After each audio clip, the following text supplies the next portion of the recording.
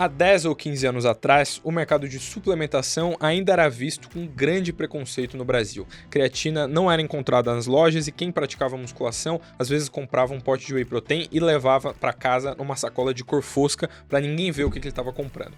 Hoje, esse mercado ganhou holofotes, ganhou respeito, movimenta bilhões de reais todos os anos e também faz bastante barulho nas redes sociais.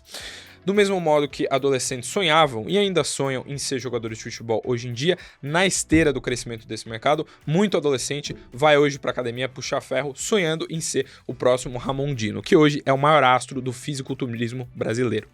No episódio de hoje, o Dino Entrevista recebe Mariane Morelli, sócia e CEO do Grupo Suplay, o maior conglomerado de suplementação da América Latina, dono de marcas como Max Titanium, Probiótica e Dr. Peanut. Tudo certo, Mariane? Tudo certo. Que honra estar aqui. Muito obrigada pelo convite. É um prazer falar um pouco desse mercado. Muito obrigado pelo seu tempo aí por falar com a gente. E já para abrir o programa, né, para quem não é tão não olha esse mercado com tanto afinco, né?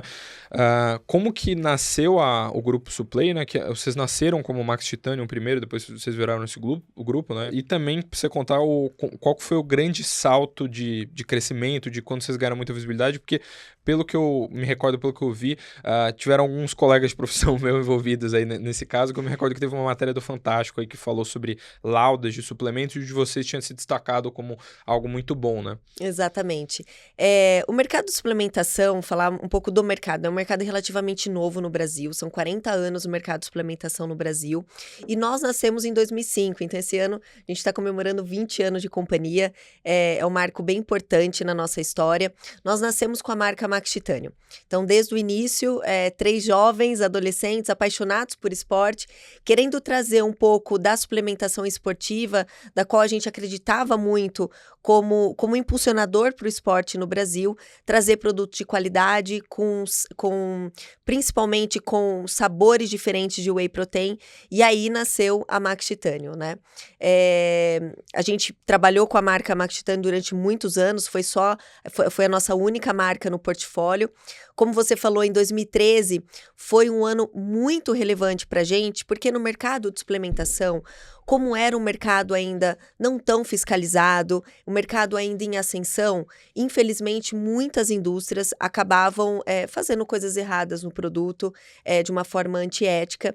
E aí o Fantástico, junto com o Inmetro, fez uma análise na maioria das marcas que existiam aqui no Brasil.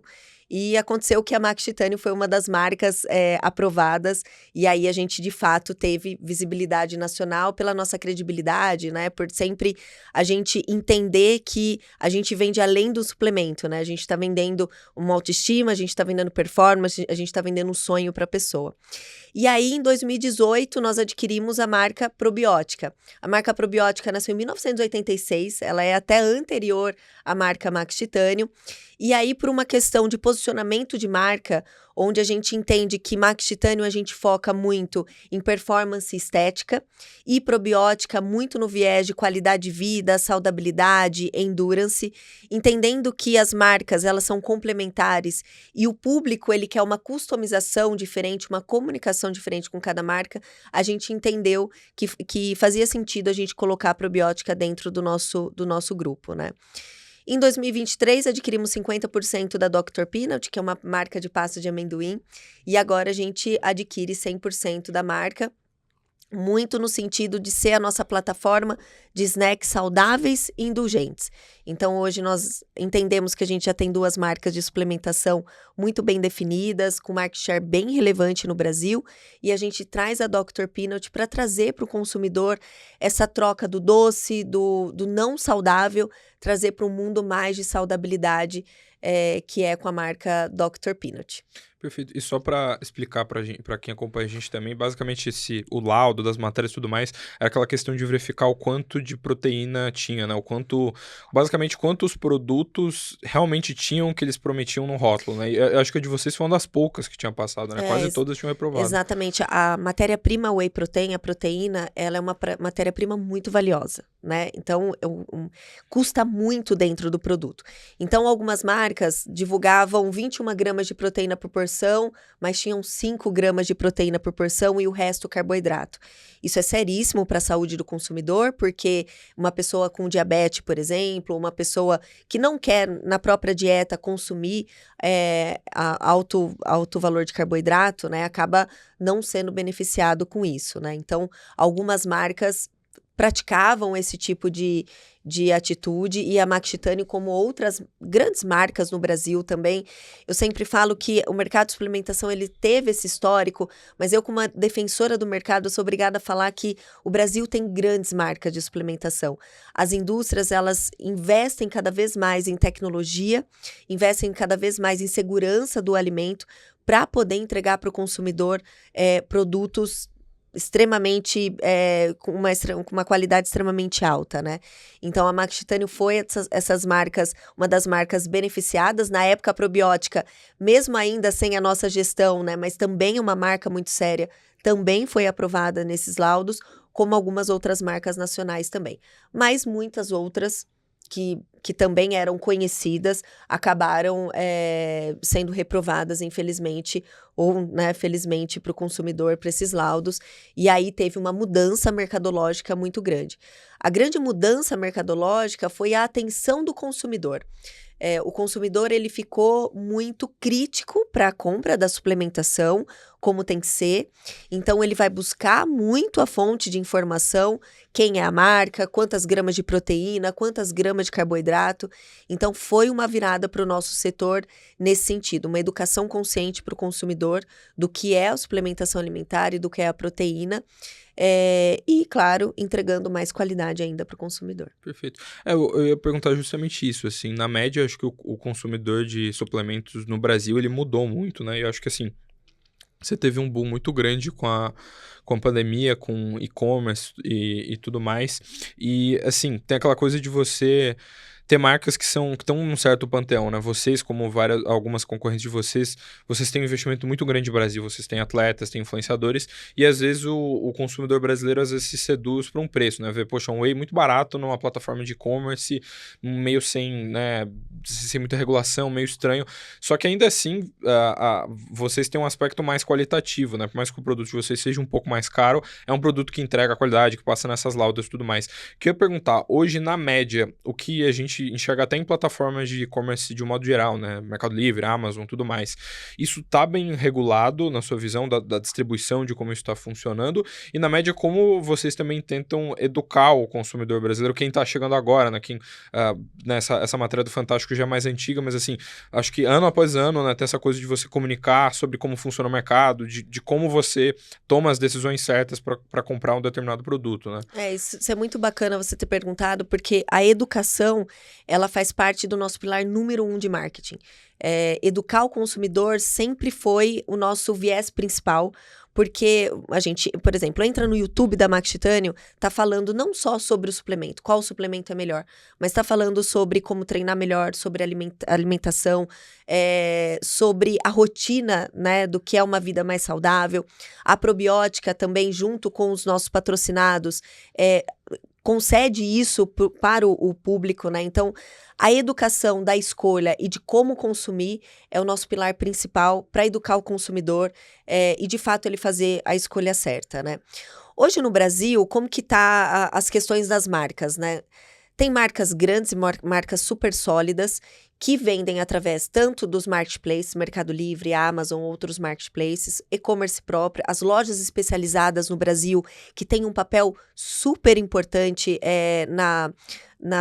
nessa pavimentação da suplementação no Brasil, e farmácias e supermercados que hoje estão adentrando com os nossos produtos, né? Eu sempre falo para o consumidor, ele primeiro ter um olhar crítico no preço, né? Ninguém faz milagre. A proteína, ela é uma matéria-prima super cara, a creatina, ela é uma matéria super cara. No Mercado Livre e na Amazon, né, que são duas plataformas, escolher o vendedor que já está lá há muito tempo, que já tem várias vendas, e com certeza esse vendedor é um vendedor aprovado pelo Grupo Suplay, pelas marcas, né? E também tem os nossos canais oficiais. Hoje, você fala assim, Mariane, tá bem regulado? Tá muito regulado hoje. Claro que existem oportunidades, né, de regulamentação, marcas novas surgindo todo o tempo, enfim, alguma ação específica em um seller que está vendendo algum produto que não é regulamentado, mas, em geral, e a Anvisa comprovou isso, tá? Faz um mês, mais ou menos, a Anvisa fez o laudo de 41 creatinas, apenas uma creatina foi reprovada em teor, né?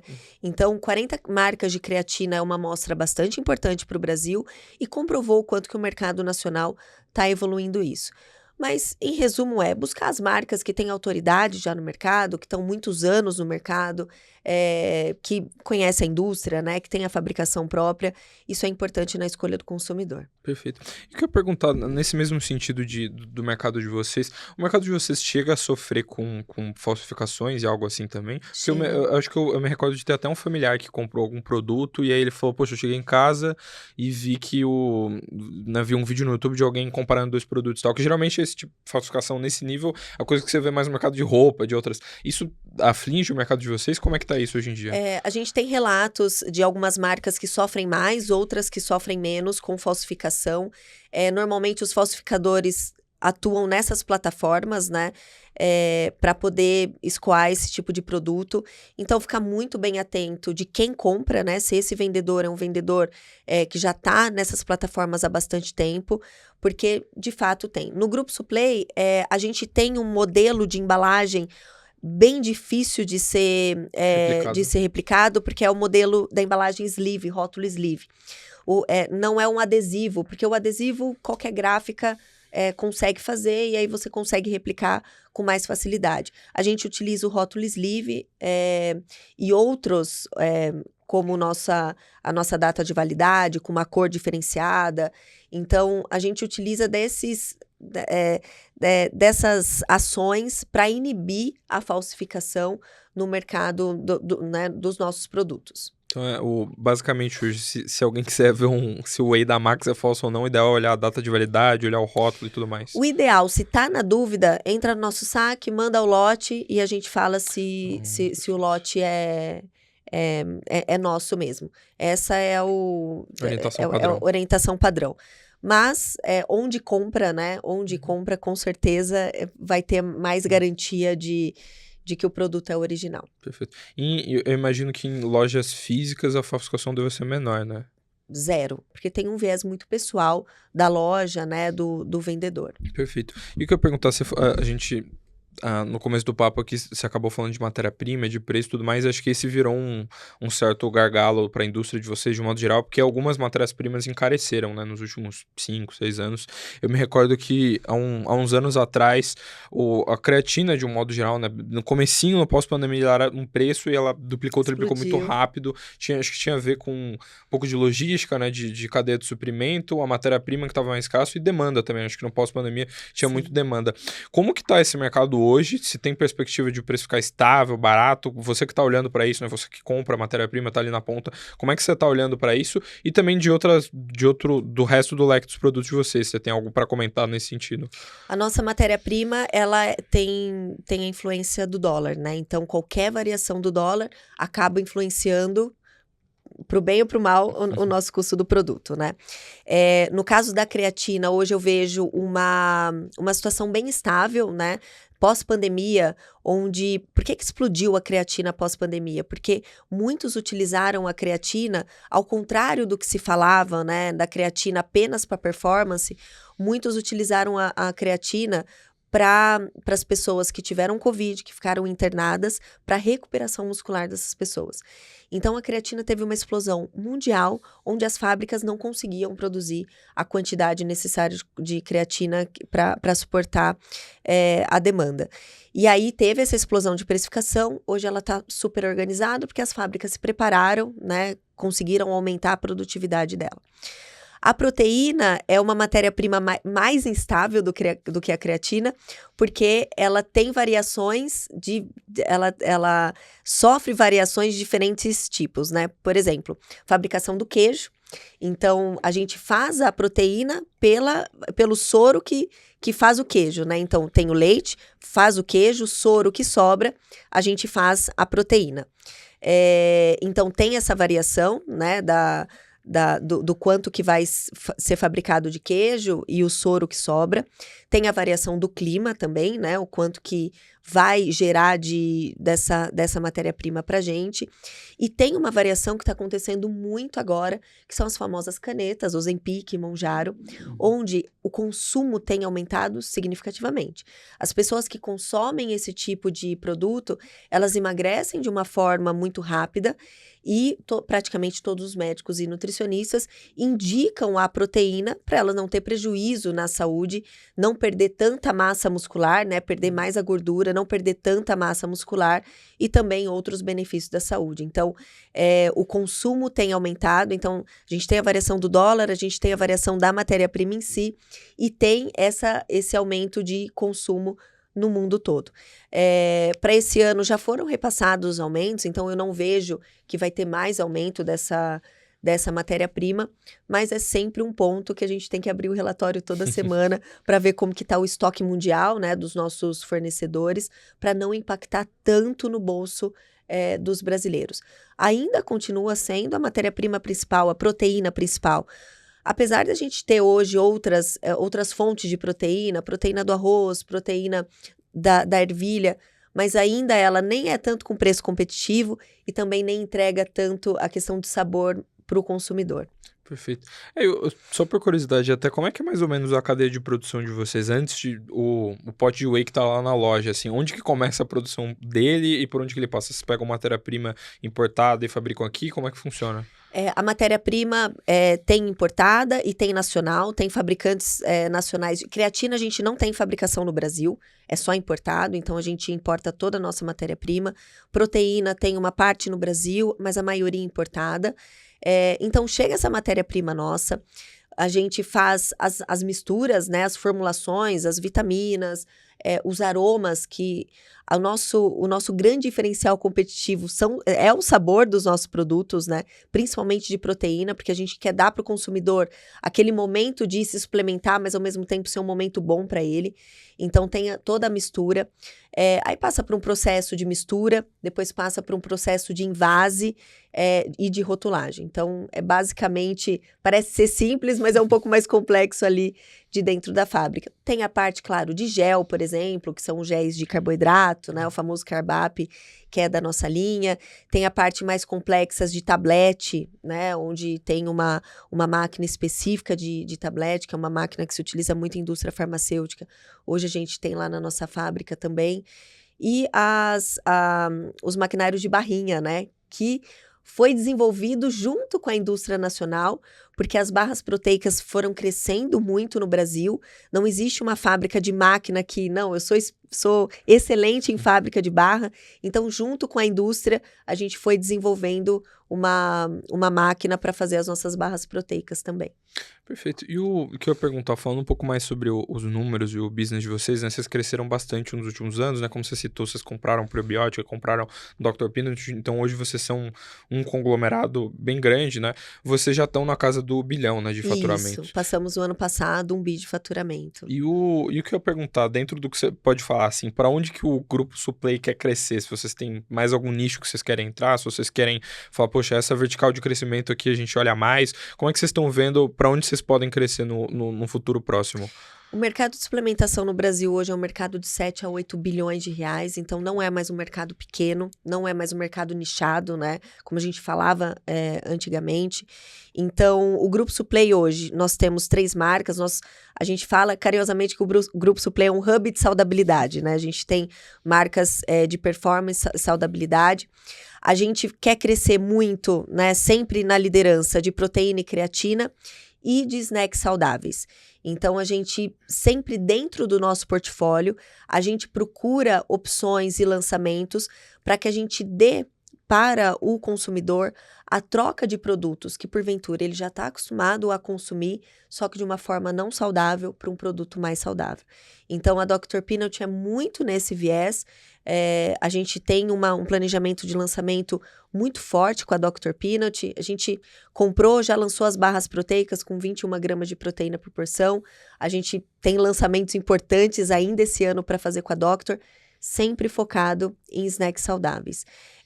Das marcas de performance, né, da Max Titânio e Probiótica, entrar em categorias que ainda o Brasil está sendo desenvolvido, então, por exemplo, categoria de colágeno, categorias de pré-treino, entrar nessas categorias importantes também, mas que são mais específicas para um determinado tipo de consumidor. Perfeito. E justamente nesse sentido, assim, em termos de produto, né, o portfólio de vocês tem produtos que são bem consolidados, tem whey, tem creatina. Tem algum produto que cresceu muito, que surpreendeu nesses últimos tempos? Poxa, tá crescendo muito corridas, teve Carb Up, alguma coisa que surpreendeu vocês em termos de crescimento? E só de curiosidade, obviamente, você não vai antecipar o que vocês vão lançar pela Dr. Peanut, mas que tipo de snacks ou que tipo de coisa vocês olham, que tipo de novidade dá para trazer dentro da marca? De crescimento, o que mais cresceu, tanto de vendas quanto de mídia, foi a creatina. Então, não tem como falar que creatina que não foi a creatina o produto que mais teve um crescimento nos últimos 3, 4 anos. Assim, foi inimaginável o quanto a creatina cresceu. E a creatina é o produto que hoje a gente acreditava que era proteína que ia entrar na casa dos brasileiros, né, da maioria dos brasileiros.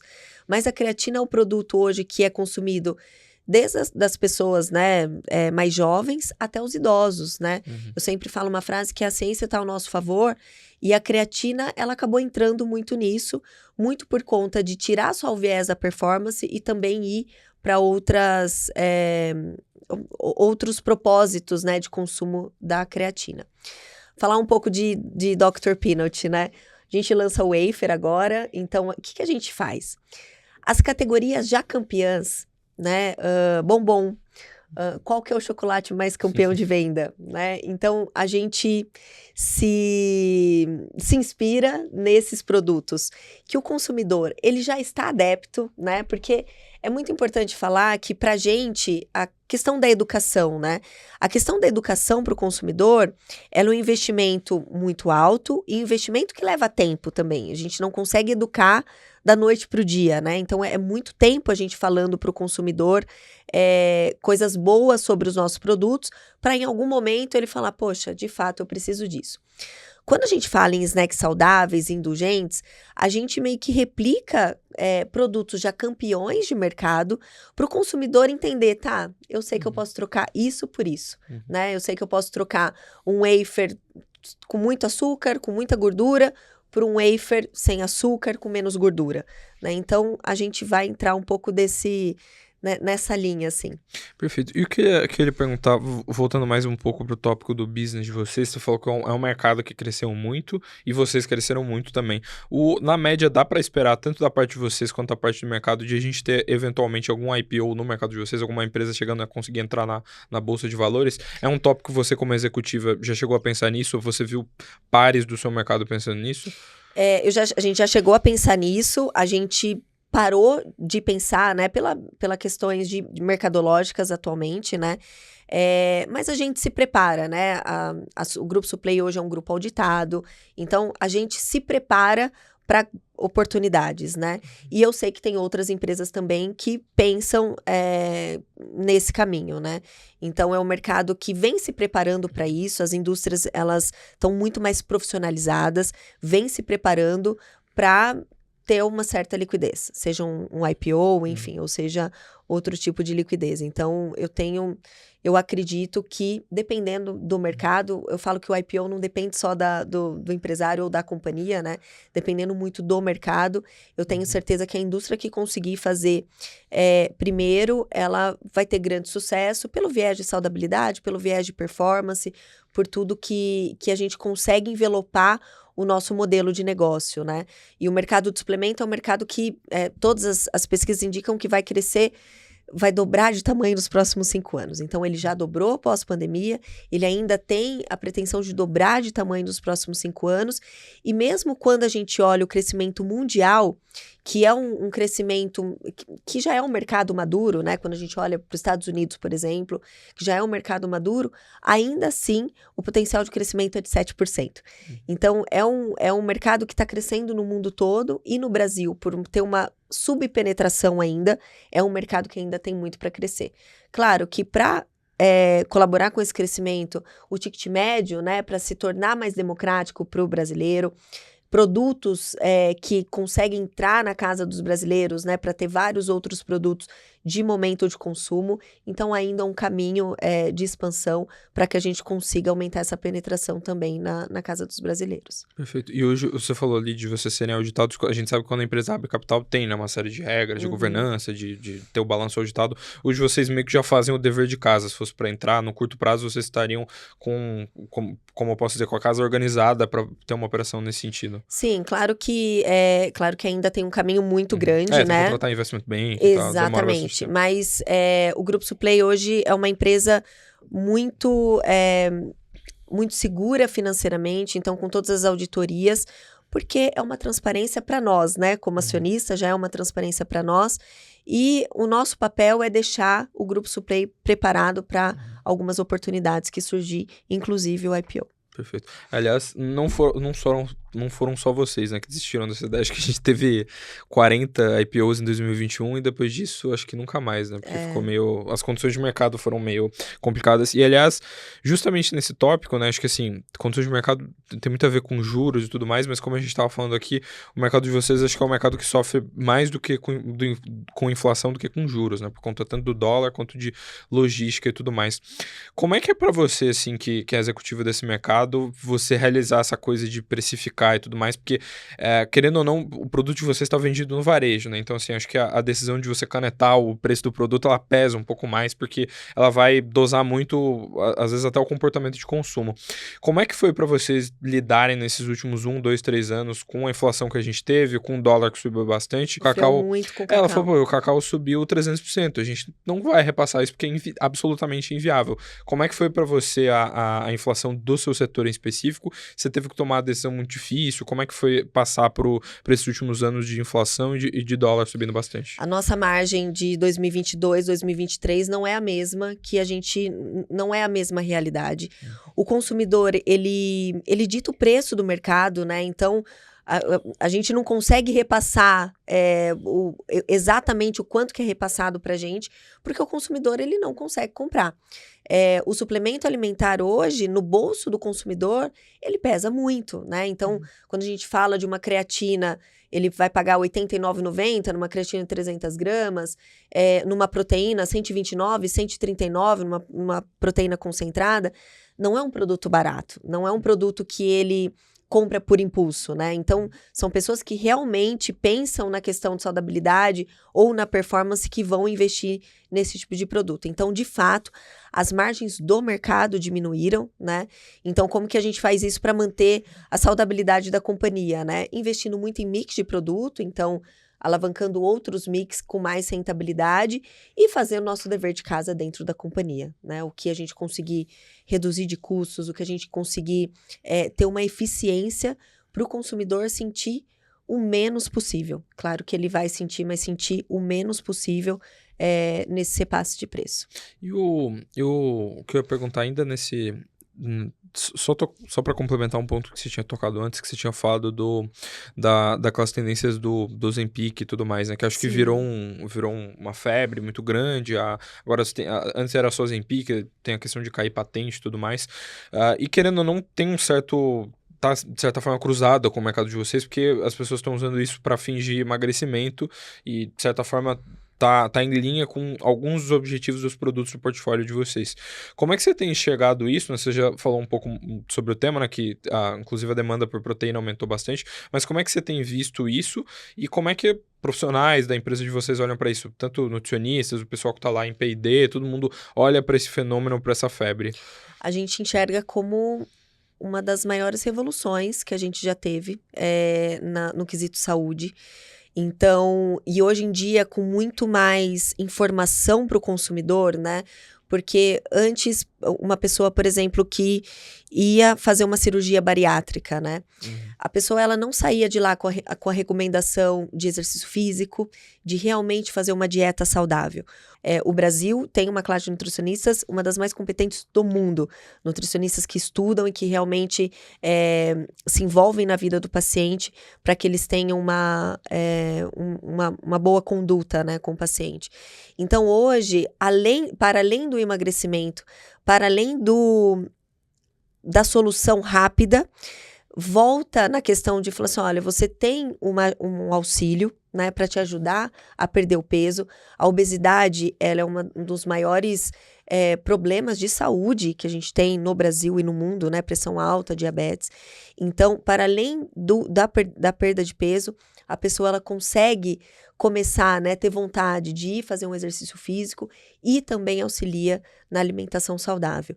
Então, nosso time de desenvolvimento, além de fazer os nossos produtos, a gente pensa também nesse público que vai se utilizar da suplementação, que talvez não vá conseguir comer uma porção de 200 gramas de carne, porque de fato o medicamento não, né, ele inibe a fome, mas ele vai conseguir tomar uma dose de proteína, ele vai conseguir tomar de 3 a 5 gramas de creatina. Então a gente enxerga como uma revolução para a saúde dos brasileiros e também para uma revolução do mercado e uma revolução até para o mercado de alimentos. Eu já vejo algumas indústrias de alimentos colocando isso em discussão, né? Entendendo que isso é uma tendência e colocando isso em discussão.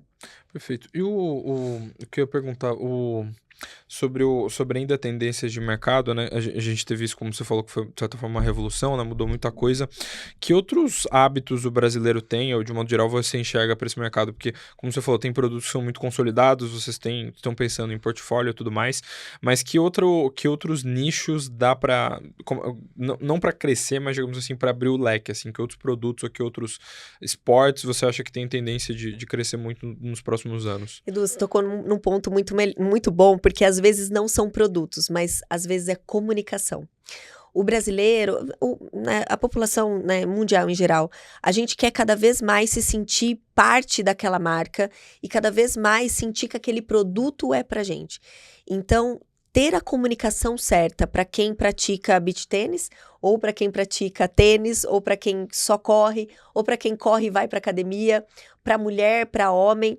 A gente lá internamente tem muito cuidado de como que a gente vai comunicar.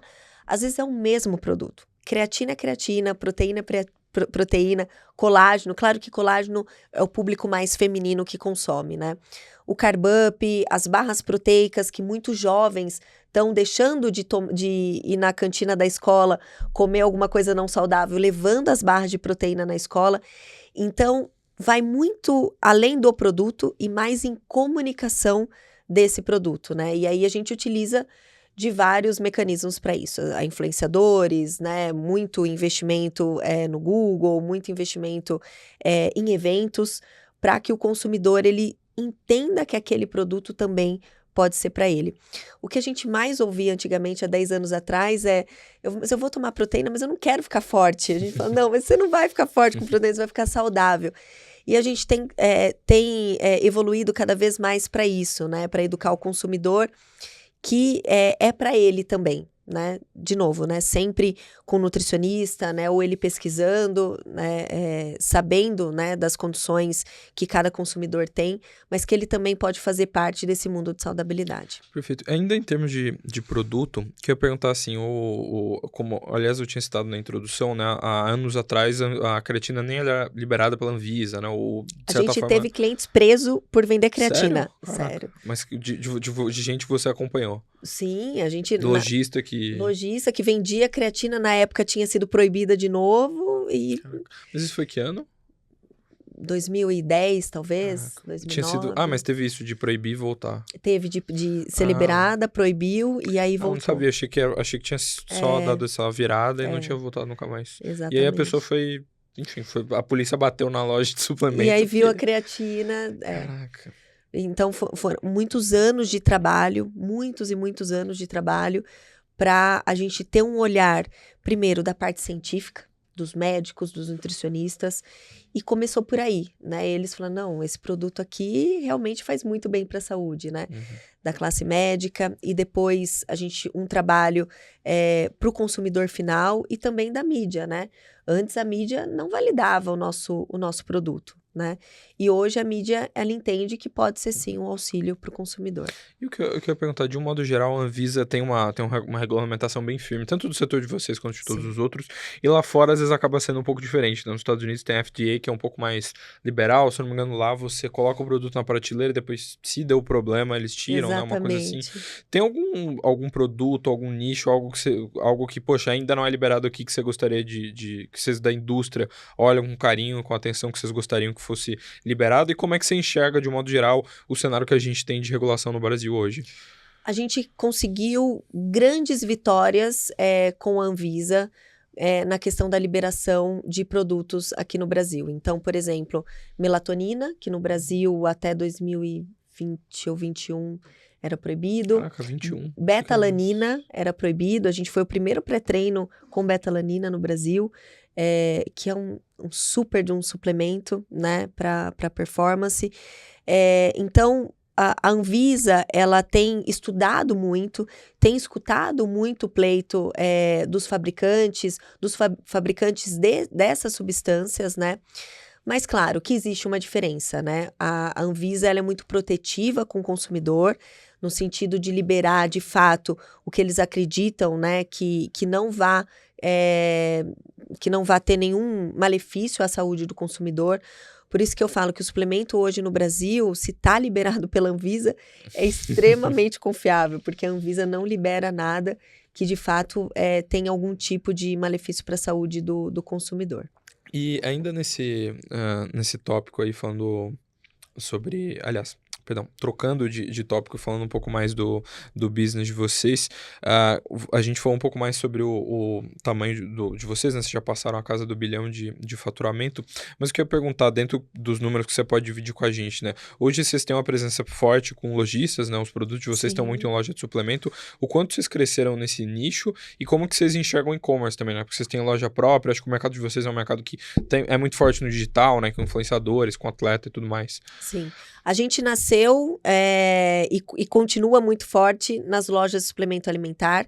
Ainda as lojas de suplemento alimentar física é a primeira ida do consumidor que não conhece sobre suplemento, porque lá ele tem a consultoria da suplementação, porventura pode experimentar os produtos. Tem a parte online, que também é muito forte no nosso e-commerce. E como avenida de crescimento, tem o varejo alimentar, que também está buscando a suplementação para complementar o espaço dele, e o varejo farma, né?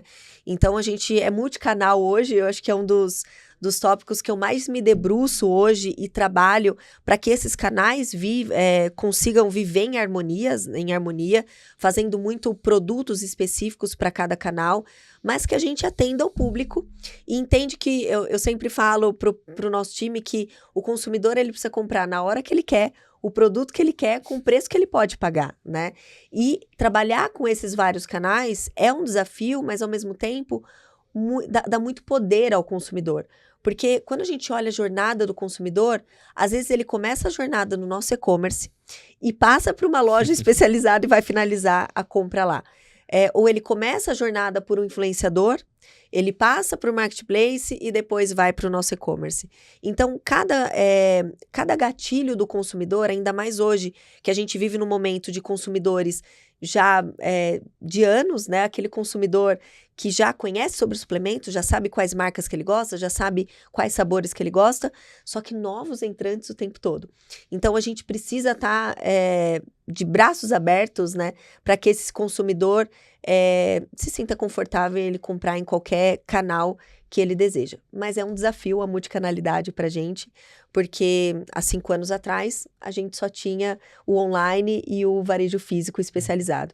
E hoje a gente tem vários canais e várias frentes. E hoje vocês ainda são mais fortes no varejo físico? No varejo físico. É o principal carro-chefe de vocês? Exatamente. É o principal carro-chefe e eu acredito de verdade que vai se manter, as lojas especializadas se mantêm ainda como carro-chefe. Claro, vão ficar as melhores lojas de suplemento, mas ela ainda, o varejo no Brasil ainda é muito forte, né?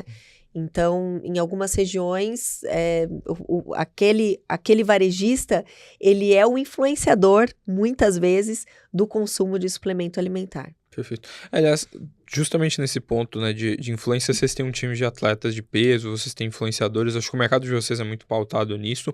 Hoje, dentro do que você pode dividir com a gente, assim, quanto que vocês gastam assim, para ter marketing, para ter um marketing, então, de peso, dentro dos números que você pode dividir, né, você pode dividir valor nominal, percentual, e também o quanto que vocês gastam de P&D, né, porque eu imagino que, poxa, para desenvolver todos os produtos, vocês também têm que ter um time grande dedicado para olhar para a fórmula, para a receita e para tudo, para isso tudo.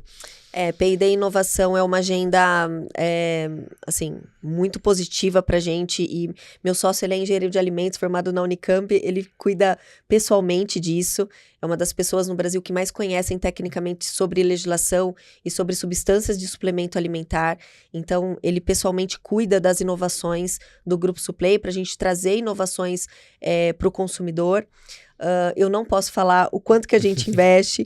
Em marketing, mais ou menos, a gente investe entre 6% a 7% de tudo que se refere a marketing, né? Desde influência, de eventos, de trade, de materiais. Então, mais ou menos o percentual varia um pouco de cada marca, depende do momento da marca, né? Então, agora a gente passa por um reposicionamento da marca probiótica, nós trabalhamos na embalagem, então se tornou uma embalagem muito mais acessível, mais clara para o consumidor.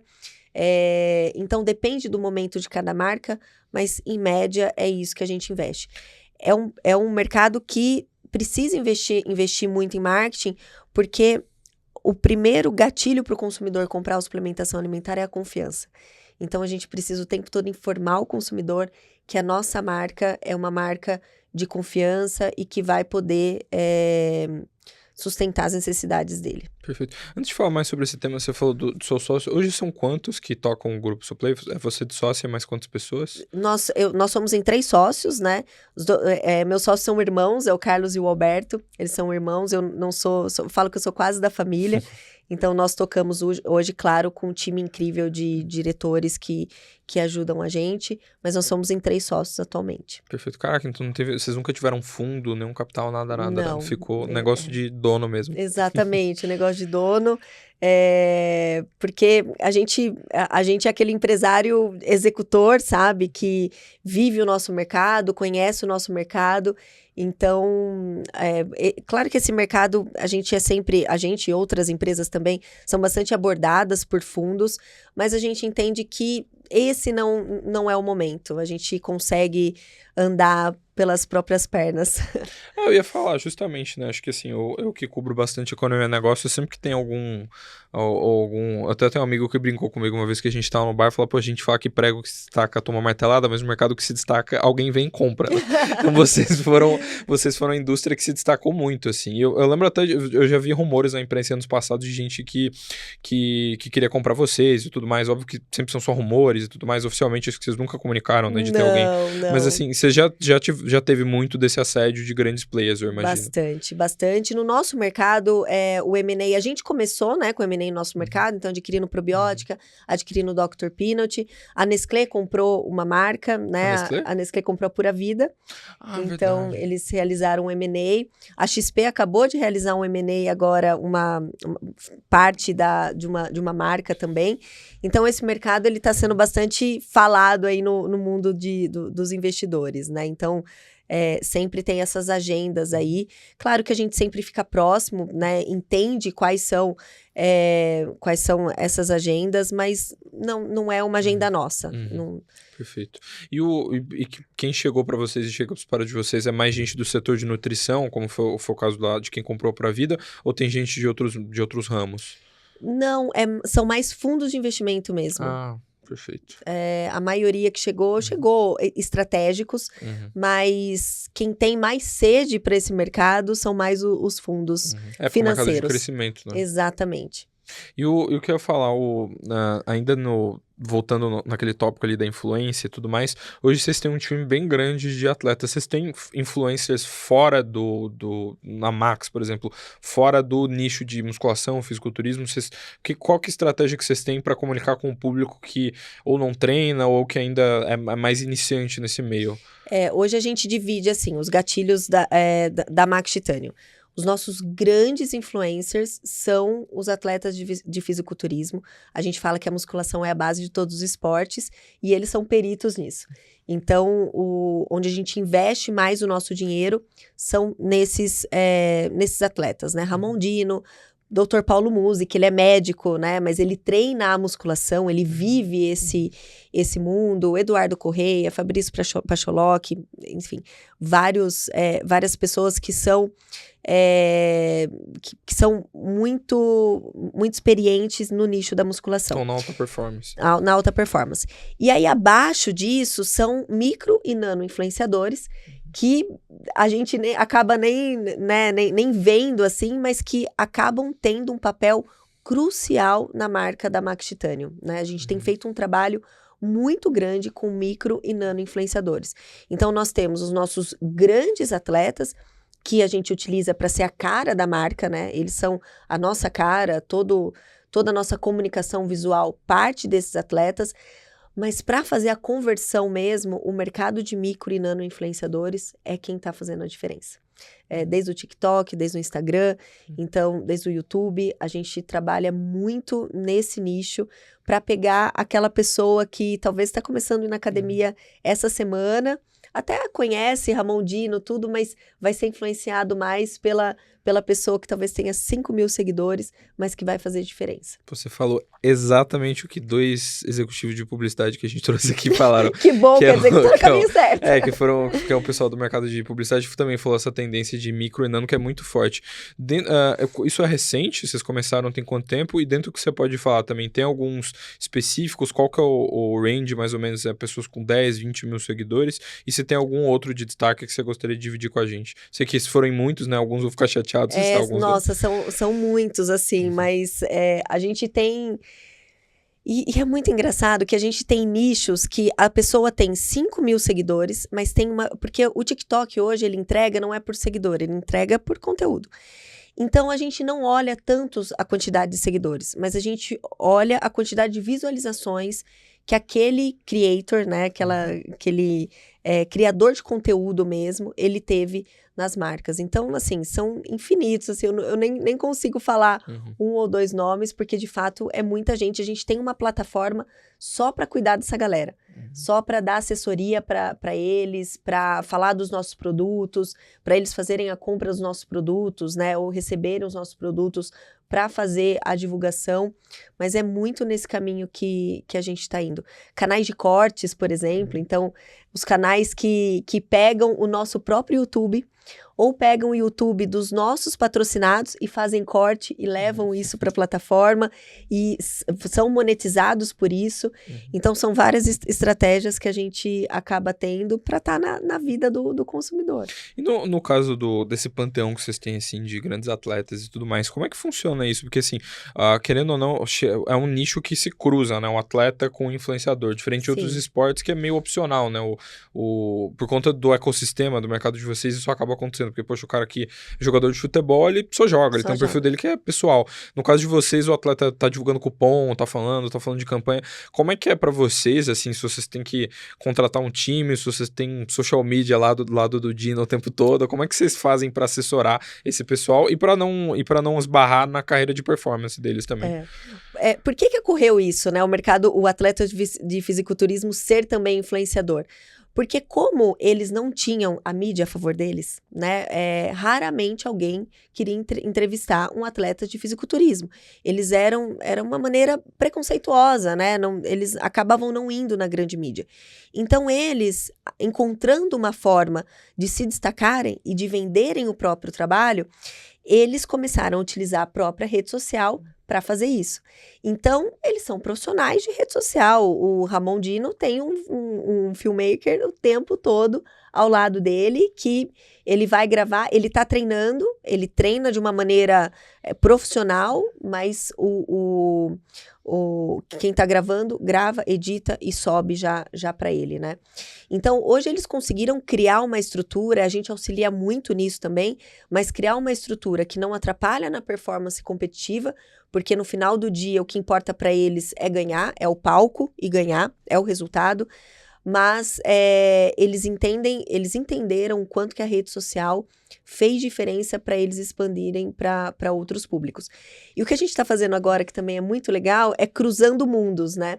A gente está investindo muito no Kings League, então a gente está patrocinando o Kevin, que é um atleta. Então a gente está cruzando, a gente traz um atleta da Kings, faz ele lá treinar no CT e faz um vídeo, né? Então a gente traz dois mundos que acabam se misturando, porque querendo ou não, o consumidor que vivencia o fisiculturismo, ele também vivencia outros esportes ou outros mundos, né? Então a gente acaba fazendo essa mistura.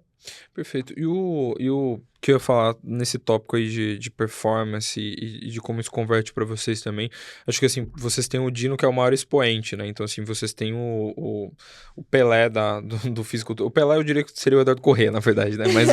Mas vocês têm o maior astro hoje na marca de vocês, os maiores astros, né? Em termos de resultado, de performance.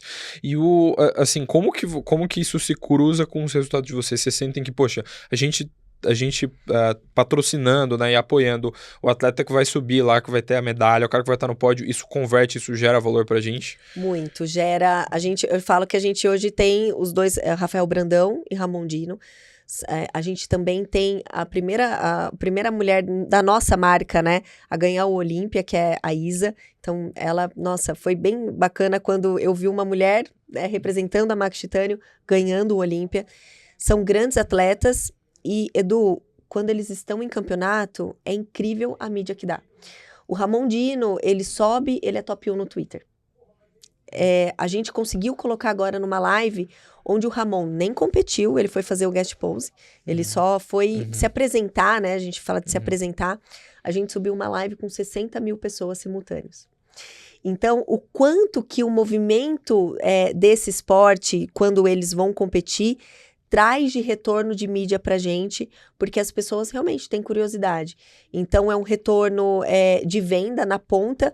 Hoje, o próprio Ramon, o Rafael Brandão, ele tem linhas nossa, então eles têm produtos assinados com a gente, porque o fã, ele de fato quer consumir. A gente utiliza muito a imagem deles para fazer camisetas, para fazer a conversão. Esses influenciadores... Claro, existem um atleta que converte mais e converte menos, mas esses grandes atletas convertem e muito para as empresas. Perfeito. E você sente, como você falou, então, que você estando com quem tem a melhor performance, isso gera mais valor, gera mais barulho, mais mídia para vocês? Há controvérsias, tem atletas que não têm uma performance tão grande no palco, mas ele é muito carismático. Então, nem sempre essa matemática é correta. Tem atletas que performam bem, por exemplo, pegaram top 7, top 8 no Olímpia, mas tem atleta que pegou top 10 e performa mais em rede social. Então, vai muito da carisma e vai muito do profissionalismo na rede social também. O torcedor brasileiro, ele é apaixonado por fisiculturismo, então ele apoia quando os atletas perdem, então eles não ligam tanto, a não ser Ramon Dino, porque todo mundo cobra a vitória dele, mas eles apoiam, mas há controvérsias nesse sentido. Não é uma matemática de se ganhou no palco, ele vai explodir, não. É um caminho mais de carisma do atleta, de dedicação em rede social, de como ele conversa com o público dele e até ele ter o ápice no palco. Perfeito. E ainda nesse tópico, eu acho que assim, o mercado cresceu e esses atletas e tudo mais cresceram juntos, né? A própria questão dos pagamentos cresceram, né? Acho que há anos atrás tinha campeonato que premiava com um suplemento, não dava nem premiação em dinheiro, e hoje em dia, para quem tá assistindo a gente ter noção, acho que assim, os grandes atletas de fisiculturismo, assim, o panteão dos melhores atletas recebem salário na casa dos 6 dígitos, assim, que são Sim, muito... exatamente. E assim, para você, né, que contrata, né, querendo ou não, são pessoas que estão no time de vocês, como que é lidar com isso, né? Porque eu imagino que, assim, sempre tem aquela questão de assédio de outras marcas, né? Afinal de contas, é igual como você tem um jogador bom, né? Que você quer comprar, é igual você tem um jogador bom aqui no time brasileiro que vai pra Europa, né? Como que é lidar com isso? E, assim, como que é ficar nesse meio e proteger o seu cercadinho, digamos assim, de ter os seus próprios atletas? A gente protege em questões de contrato, em questão do que a marca pode oferecer para o atleta. Então, nós somos uma marca, a gente fala que é a formadora de campeões, né? Então, a gente faz toda a nossa estrutura do marketing baseado no atleta, né? Então, ele sabe que ele vai para o nosso YouTube falar do fisiculturismo, falar de um trabalho mais sério, e também auxiliando eles em outras frentes, né? Edu, para você ter uma ideia, o nosso atleta, ele vai para o Olímpia, ele tem uma casa, a hora que ele chega no apartamento, as compras dele já estão feitas, da dieta, ele tem toda uma estrutura, carro para levar para o campeonato, toda a nossa questão política, né, envolvida, para deixar ele muito bem confortável. Então, são situações que a gente deixa o atleta confortável, é como se fosse um clube de futebol, né? Poxa, aqui de fato eu tenho tranquilidade para fazer o meu trabalho. Tem o nosso próprio centro de treinamento, onde o atleta consegue treinar lá, é um centro de treinamento fechado, onde ele pode treinar, ele pode produzir o conteúdo dele. Então, a gente faz alguns mecanismos para proteger esse atleta, claro, que atleta bom, influenciador que converte, vai ter todo dia alguma marca batendo na porta, e que bom, isso é bom para o atleta, é bom para o mercado, né? Valoriza mais o nosso mercado. Então, mas é do jogo, perder atleta para alguma marca acaba acontecendo. E é um mercado que tem essas janelas de transferência, acaba, né? Que os atletas rodam, acho que tem hoje no Brasil 4, 5 grandes marcas, e acaba que são as únicas que conseguem, às vezes, sustentar, como é o caso de vocês, né? De sustentar atletas que são tão grandes, né? E o que eu ia perguntar, dentro do time de vocês têm quantos atletas, mais ou menos, no total? São quase 10? Entre Max e Probiótica, Isso. mais de 90 atletas. Caraca, muita gente. Mais de 90 atletas. A gente teve agora a campeã do Ironman pela Probiótica, a Pamela. Ela é uma atleta nossa há bastante tempo, há uns 4 anos. Ela ganhou agora o Ironman. Então, cada evento esportivo, uma das nossas marcas, a gente tá com algum atleta. São bastante, assim. A gente pretende investir cada vez mais. A gente entende que o atleta precisa ter cada vez mais voz, e eles entenderam que a rede social também é um veículo para eles ganharem, né, os recursos deles, né? Então, eles estão entendendo muito esse jogo e estão se profissionalizando nesse sentido, deixando de ser a rede social só, eu faço quando eu quero, se eu acordo de bom humor eu faço, mas colocando isso na agenda de trabalho deles. Perfeito. E o que eu ia falar, pergunta polêmica aqui. Vocês querem contratar algum outro atleta? Vocês estão de olho, ou o time vocês estão satisfeitos com o time de A vocês gente hoje? está bem encaixado com o nosso time. Falando de Max Titânio, a gente está super encaixado com o nosso time, porque a gente tem o melhor Open, que é o Rafa, a gente tem os melhores Classics, né? Além do Ramon Dino, a gente tem o Zancanelli, tem o Tenente Breno, a gente tem o melhor treinador do Brasil, que é o Fabrício Pacholoc, a gente tem outros grandes atletas, né, como o Eduardo Correia, que faz o trabalho hoje muito de mentoria desses atletas. A gente trabalha muito na base, jovens atletas que são promessas, né, mas que vão daqui 2, 3 anos cumprirem esse papel. Então, a gente está, para o Olímpia, a gente está bem, bem satisfeito. Perfeito. E o que eu ia perguntar pra gente ir se encaminhando pro finalzinho aqui, num bate-bola mais rápido, né? Mais sobre curiosidades e tudo mais. Eu imagino assim, você já deve ter ido para outros lugares e deve acompanhar outros mercados, né? Mundo afora, sobre suplementação, sobre fisiculturismo e tudo mais. O que mais te surpreendeu, assim, olhando para outros mercados? Se falar, poxa, eu fui para os Estados Unidos, lá é muito diferente, a maneira com que as pessoas treinam, consomem suplemento, é tudo muito diferente. Se teve algum lugar do mundo, algo em algum lugar do mundo que te surpreendeu muito olhando para outros mercados que é muito diferente daqui? O que mais tem surpreendido é o que a gente chama de boom proteico, né? Proteína em tudo. Pão com proteína, chocolate com proteína, bolacha com proteína. Então, isso tem surpreendido demais a gente, né? Muito no mercado americano isso, tá? No mercado europeu, muito essa tendência de produtos mais naturais, sem aromas artificiais, sem corantes artificiais. Então, também há uma tendência que no Brasil ainda é nicho, mas também está evoluindo aqui no Brasil. É um mercado que a única certeza que a gente tem é que vai mudar. Então, a gente precisa ficar muito atento a quando essa tendência vira de fato faturamento, porque há um gap nisso, né? Há uma tendência e quando de fato essa tendência vira faturamento e se o consumidor vai conseguir ter a capacidade financeira para pegar o que é de fora, né? O que lá mais vende e a gente tropicalizar e trazer para cá, né? Mas há muitas movimentações, assim, no mundo inteiro. Eu acho que essas duas é o que mais me chama a atenção. Energéticos com proteína, águas com proteína, água com colágeno. E nos Estados Unidos está tendo também muita tendência que já veio aqui no Brasil também, a questão da hidratação, né? Dos hidroeletrolíticos. Então, também está tendo uma janela de oportunidade bem grande. E esse boom das proteínas, tem possibilidade disso no longo prazo entrar no portfólio da Max? Vocês olham para isso? Com certeza. A gente olha muito para isso. Para desenvolvimento de novos produtos e tudo mais. Exatamente. Perfeito. E o que eu ia perguntar, além disso, né, eu acho que você convive num ambiente de alta performance, então você convive muito com atleta e tudo mais. A gente aqui sempre pergunta os líderes que inspiraram as pessoas, né, mas eu queria perguntar de você, se tem alguém do mundo corporativo que te inspirou muito, pode ser alguém que trabalhou com você ou alguém, poxa, livro do Steve Jobs, é um livro de cabeceira, algo assim. E se tem algum atleta, alguém, ou da Max, ou enfim, alguém que se acompanha, que fala, poxa, aprendi muito com essa pessoa foi relevante na minha vida, em carreira e tudo mais. Os atletas a gente aprende sobre disciplina e performance todos os dias, né?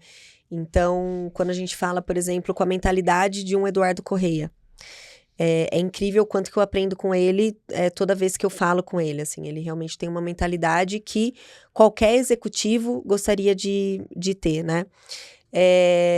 Atletas da probiótica, por exemplo, o César Cielo, que é um atleta nosso, e que o quanto ele se dedicou para o esporte e o quanto que ele fez a transição de carreira dele para hoje ser um dos maiores palestrantes do Brasil, o próprio Diego Ribas também, que fez essa transição de carreira.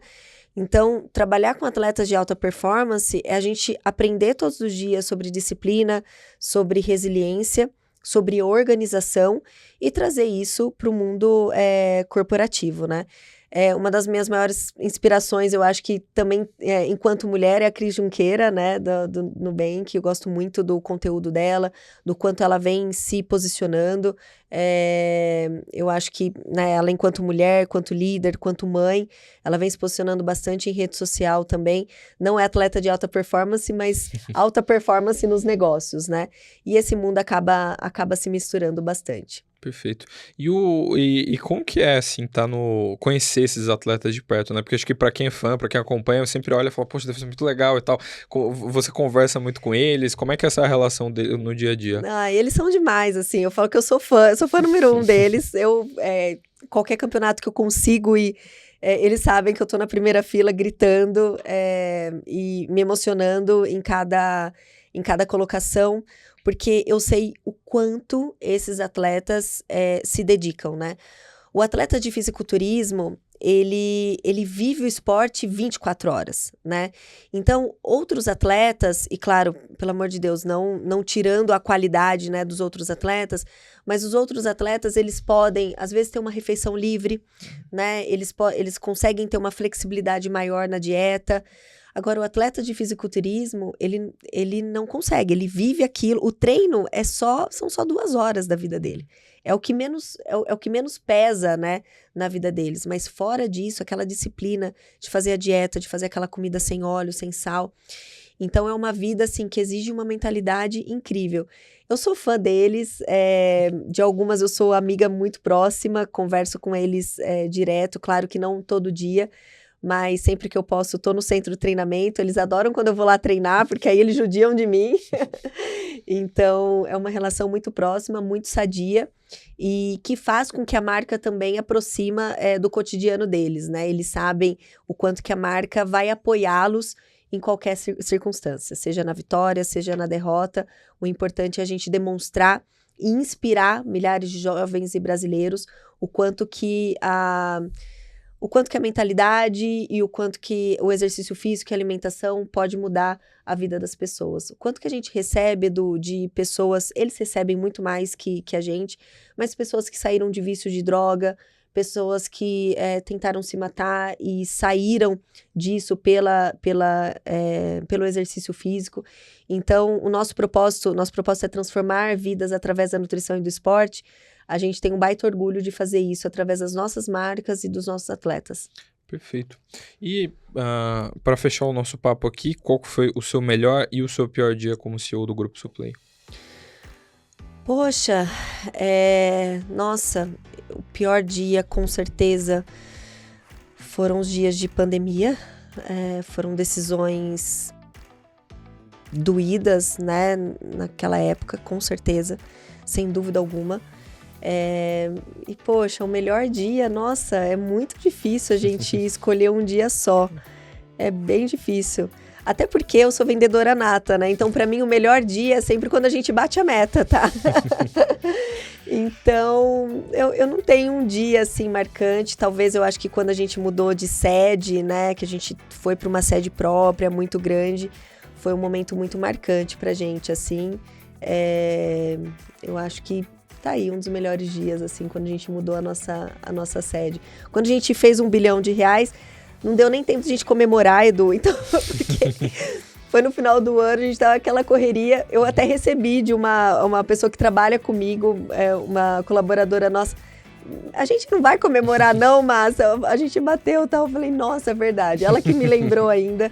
Então, a gente não se apega tanto a esses números, a gente se apega mais a situações que, poxa, todo CEO passa, todo empreendedor passa. A gente tem que lembrar que a maioria dos empreendedores no Brasil, trabalham dia a dia para pagar as contas do dia mesmo, né? Então, todo empreendedor sabe a dor que é gerir uma companhia, seja ela pequena ou grande. Perfeito. Mariane, muito obrigado pelo papo, viu? Obrigada, eu adorei. Obrigada mesmo. É sempre uma honra estar aqui contando sobre o nosso mercado, essa oportunidade que vocês dão de falar sobre a suplementação alimentar e sobre o quanto que o Brasil está preparado para receber esse consumidor e evoluído na suplementação alimentar.